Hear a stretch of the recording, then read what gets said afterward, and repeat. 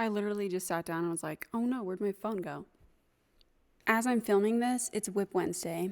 I had oral surgery last week on Friday. I had 4 wisdom teeth up top. I had my younger wisdom teeth.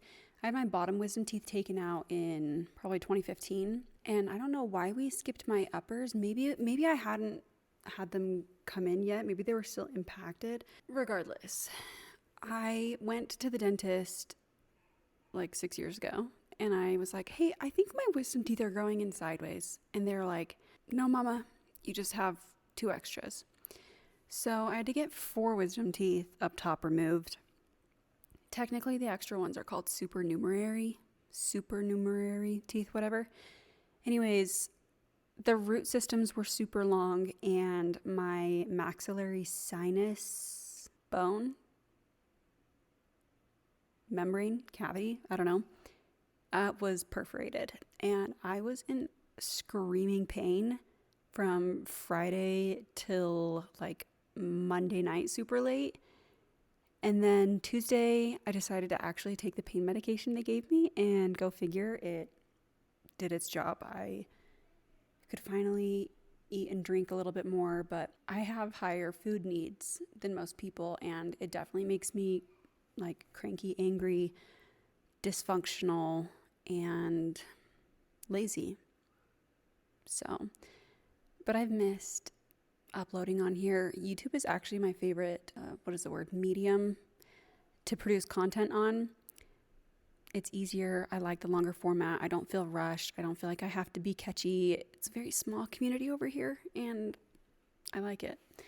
But I did want to kind of go over, since it's Whip Wednesday, it'll probably be a few days before I'm able to get around to editing and uploading this, but I wanted to go over some things that I'm working on, / some things that are in the pipeline.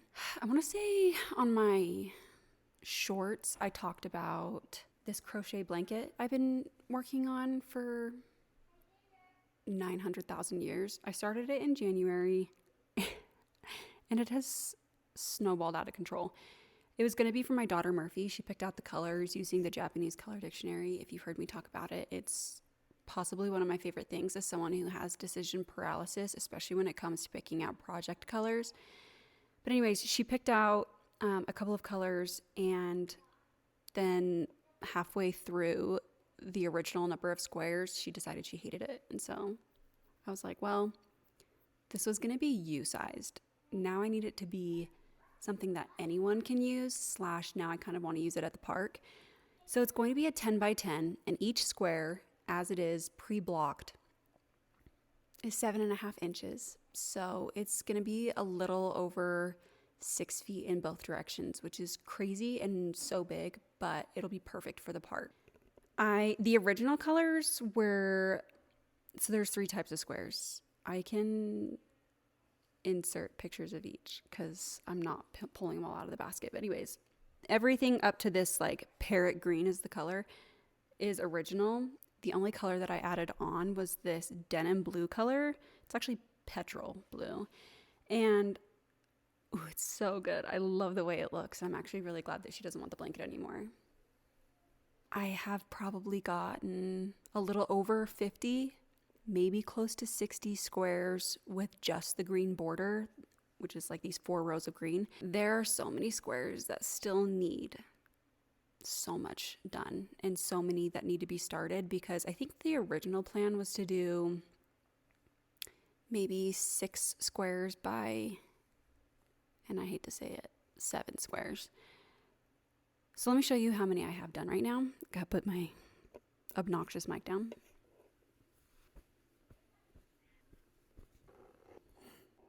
I have a whole bag full of up to this light green that still need this full 4-row border of the dark green before I can even do this petrol blue.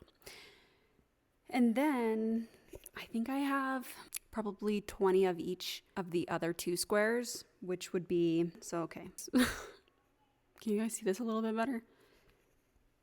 Anyways, so much work to do, so many ends to weave in. And it's been kind of a fun, slow project, clearly, that I can just take with me And I don't know, I would love to have it finished before the freaking summer is over, but who knows.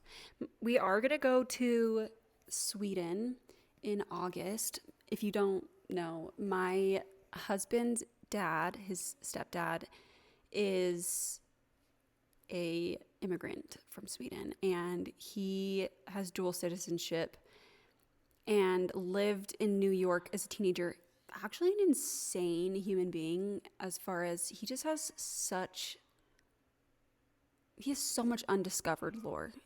I had been married to my husband for almost 9 years, and I swear I learned something new about his dad all the time.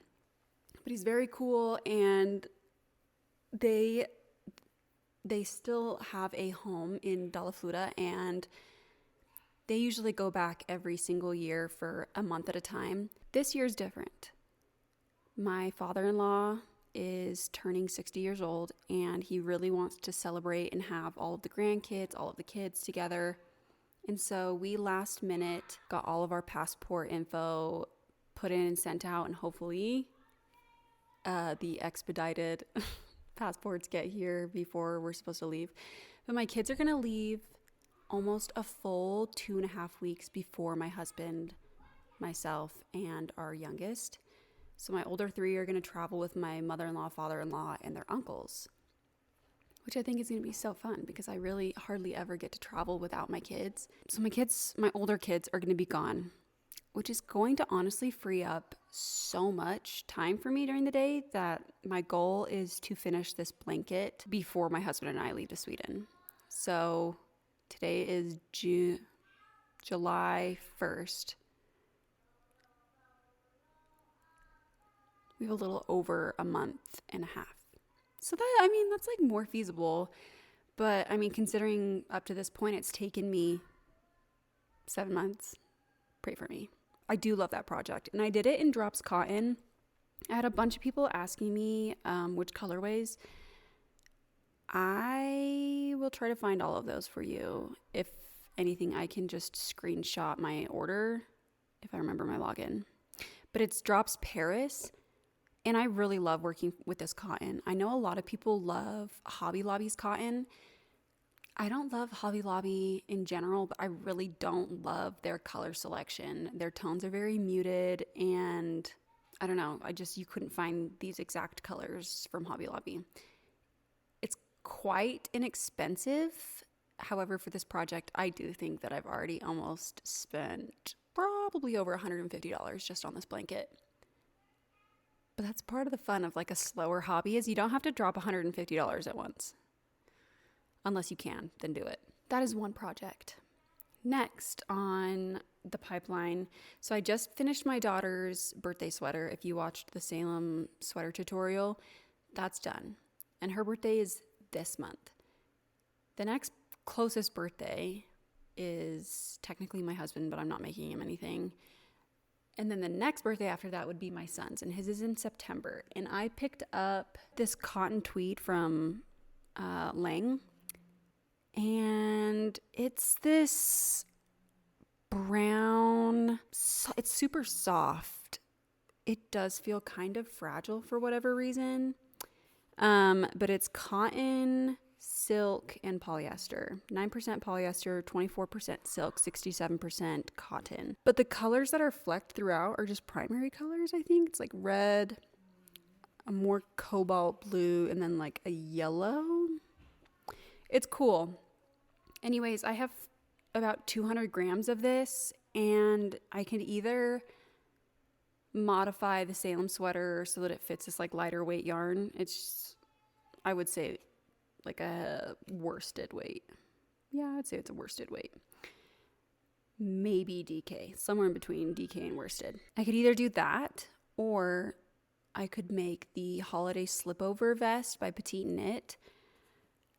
I knit that for him last year, and it turned out really cute, and I just modified it so that it fit him at 2 instead of, I think the pattern doesn't start until like age 4, but honestly, a size 4 would probably be in his best interest. And then I would omit splitting for front and back at the hem or the waist. I don't know. We'll see. So I have like 2 or 3 months to work on this. Something else I have on my pipeline is the cloud blouse or cloud sweater, depending on how I hold this yarn. Let me grab the tag for it.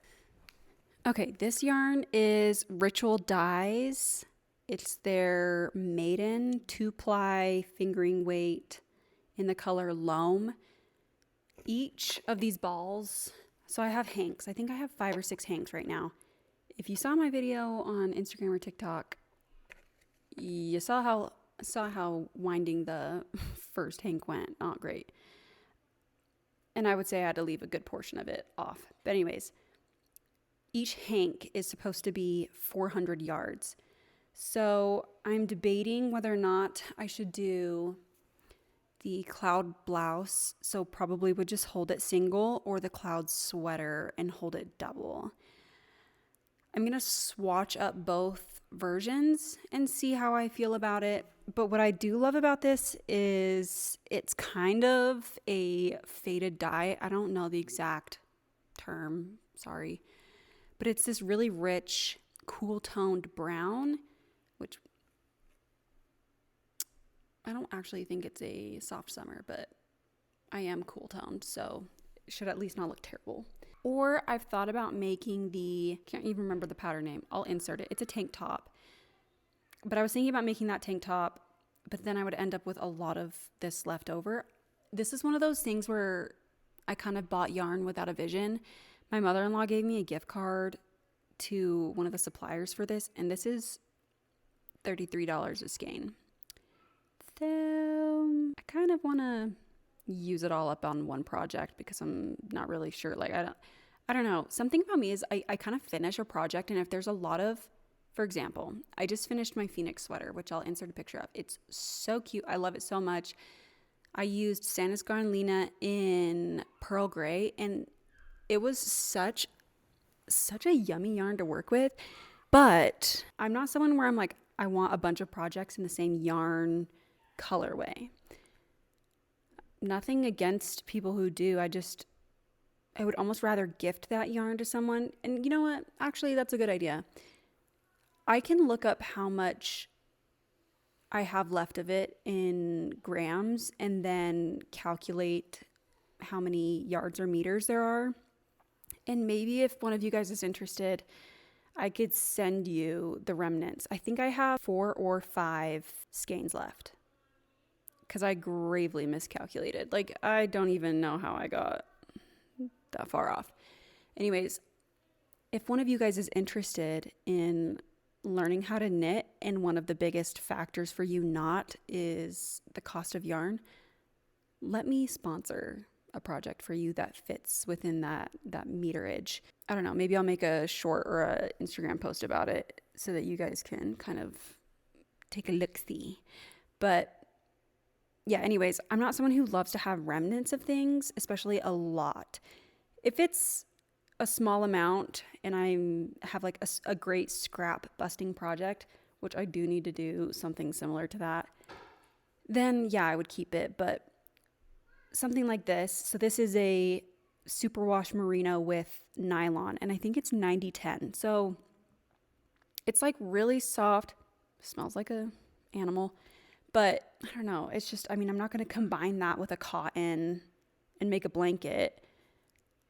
Maybe I would. I don't know. Or maybe I'll make I don't know. Okay, anyways, maybe I'll make a scrappy sweater for one of my kids. Who knows? They're kind of ticking me off today, so I'm kind of not feeling very charitable with them and offering them nice fibers. I want to give them scratchy wool. All right, and then the last thing, I don't have the physical yarn yet because I just ordered it. I ordered Knitting for Olive Heavy Merino in the colors. Let me grab my laptop for this. But let me tell you a little bit about. So I'm going to do this stripey or stripe overload cardigan by Spectacle Strick or Spectacle Stricke. I don't know how to pronounce it. Google? Oh, I'm going for Gmail. Okay, holy hell. Could they make this harder? So I ordered from Wool & Company. the colors, okay, yeah, I would have never remembered that. Elderflower, which is kind of a creamy white, almost yellowy color. And then I ordered green woodpecker. And that's more of a puce. Let me Google if that's actually the correct word. No, not quite. Anyways, it's not quite Shrek, but it's like newborn diarrhea green in a good way. Anyways, I'm thinking about, no, I know I purchased specifically those two colors with the stripe overload cardigan in mind, and I'm very excited. I took a little peek at the pattern after I bought it, and I don't know if this is like a common thing or if anyone else experiences this, but sometimes because I have ADHD and I have executive function issues, sometimes I'll see, after having looked at someone else's pattern and the way they wrote it, the way that they diagrammed it, pictured the instructions, everything. After spending a lot of time on one pattern, when I go to a new pattern and it's not the exact same format or layout, I almost feel like paralysis with it and don't want to do it. I know I'll feel differently as soon as the yarn gets here. I'm hoping it gets here soon. But before then, my goal is to get this swatched, probably swatch my son's yarn just to see how that looks, and obviously keep working on that blanket. But I mean, as soon as it comes into town, I would really, really love to just cast it on and get going, because I really also want to finish that before we go to Sweden. Something about Swedes is they know how to knit, and I am pretty sure my father-in-law's sister-in-law is a magician. He was telling me the other day, growing up, I didn't know there were such thing as knitting patterns. Like, I thought everyone just knew how to knit from like their mind. Like, they could see something they wanted to make and they could just make it. And I was like, eh. And I'm the opposite, where I'm like, how the hell did anyone ever knit anything before knitting patterns became a thing? Instructions were word of mouth. Like, I could not have been born in any other time except for this one. Also, like, they couldn't order yarn online. That's barbaric. The last potential project that I kind of am itching to buy yarn for, because I don't already have something in my stash that would work for it, is the Freya. You know what I'm talking about. It's the colorwork sweater that's knit bottom up, and it requires either 2 or 4 colors. And I've seen a lot of really pretty versions of it. Nothing that I'm quite obsessed with and would want to try and put my own spin on. But I was going to say, let's pull out the color dictionary together and see if we can't find a good combo. This is definitely one of those projects where it would become a statement piece. And so if you're someone who doesn't typically dress very loudly, you do need to err on the side of not picking too many bright or overwhelming colors, since they'll all be going together. But if you haven't seen the color dictionary, basically there's multiple sections. I don't speak or read Japanese, but let me pull up. There's sections where it shows you complementary colors side by side in sets of 2. Then the next section is complementary colors in sets of 3, 4.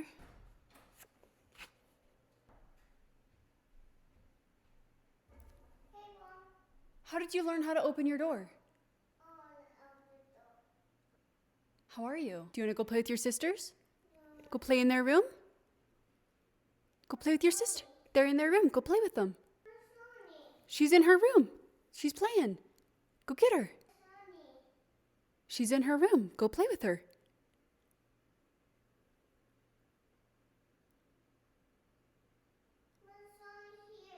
Sloanie's here. She's in her room. Go play with her. No. Oh. Go tell them you want to play with cars? No, I don't like it. Oh, he's coming down here. Cool. You guys are seeing for the first time that he just learned how to work his doorknob. Hi. Moab.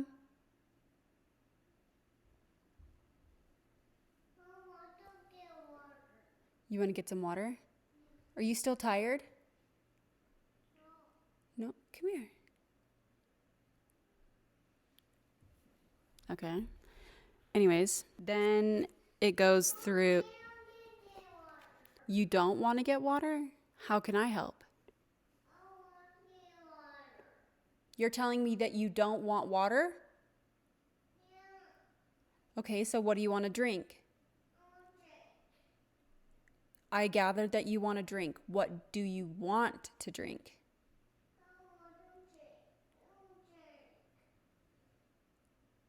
Do you want water? Okay, I'll get you water. All right, I obviously got to wrap it up. But basically the remaining sections of the book are just different colors and their names. And yeah, it's really cool. But what I wanted to do is start at the beginning of the fours, or like the 4 color combination sections. Hey, don't touch that. Can I finish this really quick and then we can go do something together? Yeah? Okay. I don't even know if you guys can hear anything that's being said right now. Do you want to come look at these colors? No. Okay. I definitely want to use like a white or cream as the base.